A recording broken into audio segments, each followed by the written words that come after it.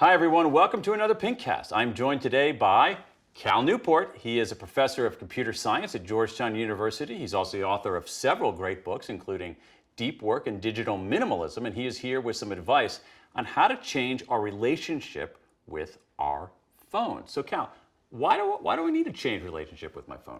Well, the people I know who are happiest with their phones are those who use these things instrumentally. So it's something they deploy when they have a particular problem to solve, but it is not a constant companion, something that's with them all the time. Okay, so make it a tool rather than a companion. All right, so give me some advice. So what do I do about that? How do I make that real? Well, I'll give you 3 tips. 3 tips is perfect.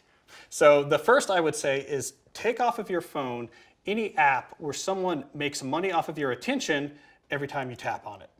Ooh, okay, so. I see some deleting we need to do right Yeah, away. exactly. Social media is the obvious example Yeah. of these apps. Lots of money has been invested in the social media apps to make it irresistible, to make it very difficult not to keep looking down at the phone. Right, okay, so second tip.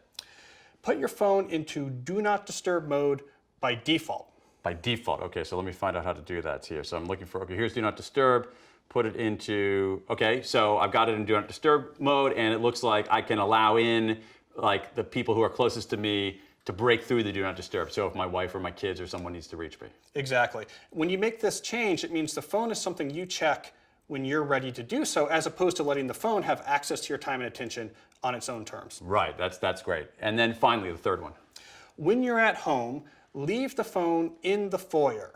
By the front door, with your keys, by the shoes. It's there. If you need it, you go to the foyer. Otherwise, it's not with you. The phone in the Foyer Method. Exactly. Wow. The famous phone Foyer Method.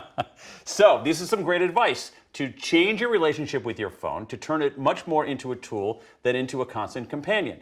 Delete apps that are profiting from your attention.